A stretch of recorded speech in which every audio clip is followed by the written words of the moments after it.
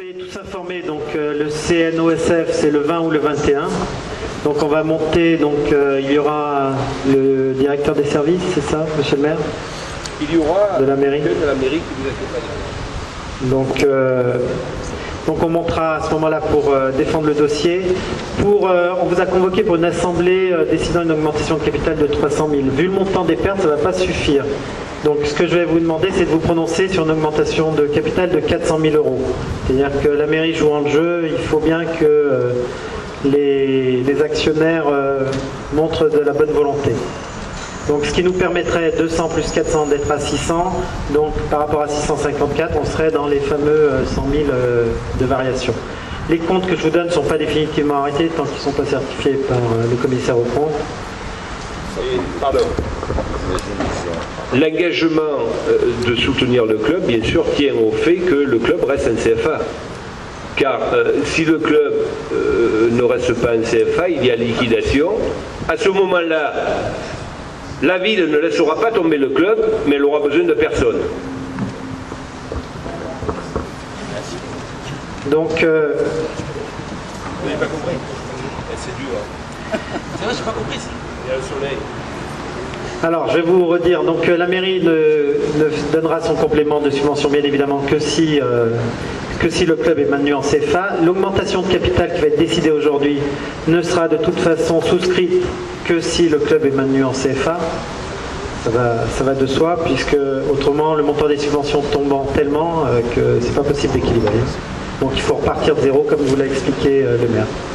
Je vais essayer d'expliquer à ce monsieur un peu comment ça se passe en matière sportive. Si le club est en liquidation, l'association et la SFP sont en liquidation. C'est clair. Donc le Sporting ne peut repartir en division d'honneur à condition qu'on reforme une nouvelle association qui portera le club en division d'honneur. Et à ce moment-là, s'il y a liquidation, la ville est compétente pour remettre sur pied une association. Voilà. C'est pas plus difficile que ça à comprendre. Voilà. Et tout le monde partira. On fera une assemblée générale, on mettra en place une nouvelle association. Le club repartira en division d'honneur. Mais il y aura toujours le Sporting Club de Toulon et du Var. Maintenant, on va se battre en appel ensemble pour rester un CFA. Je crois que l'intérêt du club, c'est rester un CFA. L'intérêt de l'équipe première et l'intérêt de l'ensemble des équipes, c'est-à-dire l'ensemble des équipes de jeunes surtout. Voilà.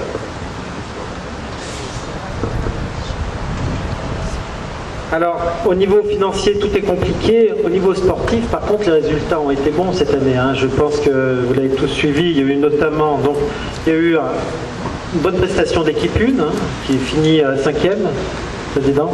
Je vais peut-être vous laisser faire un petit point sur la saison passée. Et puis, donc l'équipe cette année sera entraînée donc, par Luigi Alfano. Donc, qui est une figure emblématique au Sporting.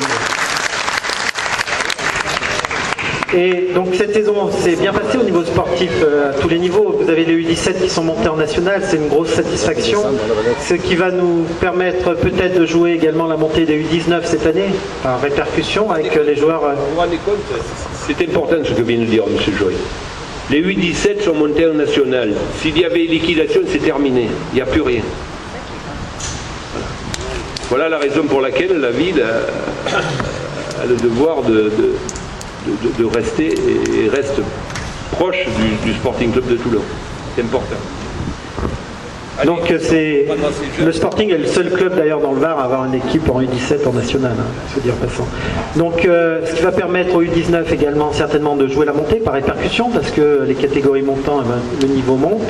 Et puis la volonté du directeur sportif d'Hervé Parizeau, c'est d'intégrer des jeunes très tôt dans le groupe de CFA.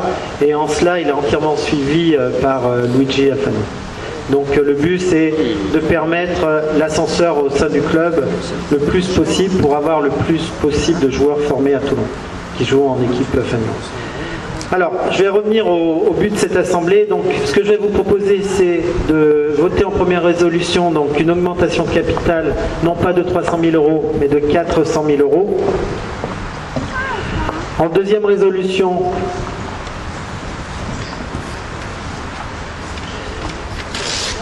on vous demandera d'autoriser la modification des statuts. Troisième résolution, donc on donne tout pouvoir au conseil d'administration donc pour veiller à la souscription de cette augmentation de capital.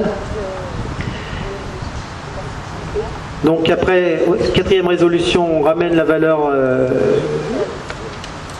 on ramène à une action le nombre d'actions dont doivent être propriétaires les administrateurs durant toute la durée de vie de leur mandat pour permettre le changement des administrateurs. Puisque, comme l'a dit le maire, il faut faire table rase du passé et donc on va vous proposer de nommer des nouveaux administrateurs. Donc ces administrateurs sont, vous ne les connaissez pas, moi je les connais bien, sont tous des gens issus de mon groupe. Donc premièrement, donc, la société Alaé Conseil et Finances qui souscrit la moitié de la souscription de capital, donc qui est une société qui est dirigée par les membres de ma famille. Donc ce serait le premier administrateur.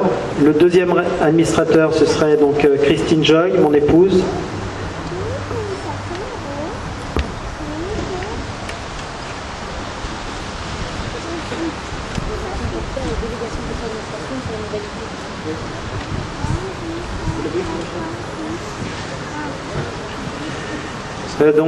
Ensuite, nomination donc, de Laurence Joy comme administrateur et enfin donc, de Jacques Jaillet, ici présent, donc, comme administrateur. Et donc le conseil d'administration qui se réunira par la suite nommera très certainement Jacques Jaillet comme président de la SASP. Pourquoi Jacques Jaillet? Parce qu'il habite le Var et donc sera beaucoup plus présent que moi. Sera mis en place un comité de direction donc, dans lequel évidemment je serai présent, dans lequel sera présent Guillaume Delville, donc le président de l'association, Luigi Alfano et Hervé Parisot.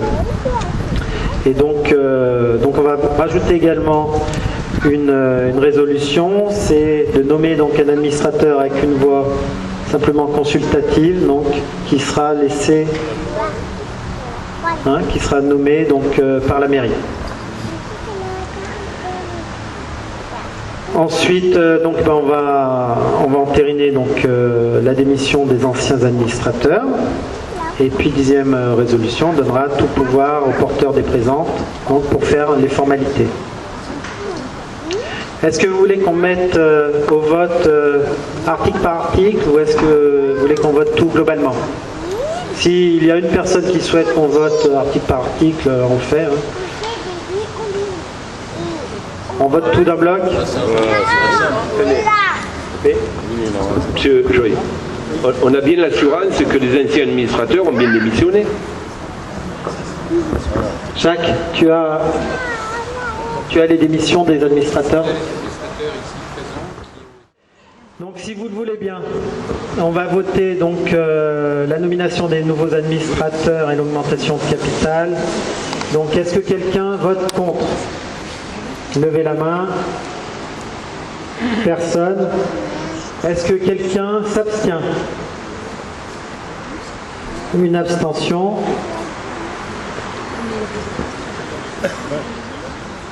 Donc, le projet d'augmentation de capital et les changements d'administrateurs, à condition que les administrateurs démissionnent, donc est accepté donc, à l'unanimité des actionnaires présents, moins une abstention.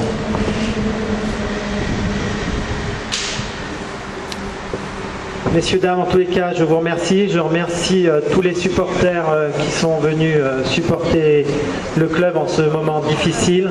On vous tiendra informé évidemment dès la sortie du CNOSF par voie de presse donc, de l'avancement du dossier et sur le site officiel évidemment du Sporting de Toulon.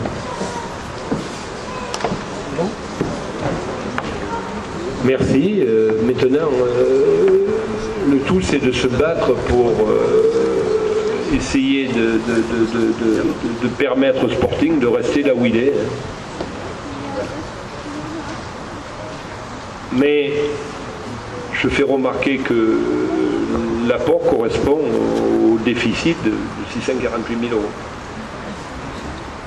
Et qu'à la dernière assemblée générale où j'ai été convoqué, invité, que pas le maire, on m'a dit que les choses allaient s'arranger, qu'il n'y avait pas de problème, qu'on allait trouver des solutions. Moi, je maintenais, je disais à ce moment-là que le déficit du club était de 600 000 euros. Voilà. Bien, ben écoutez, merci. On attend le 20 juillet, c'est ça? Le 20 ou le 21.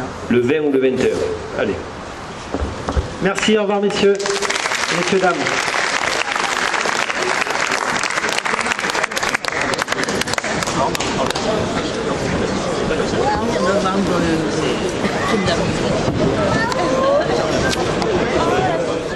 Je le dis et je le répète.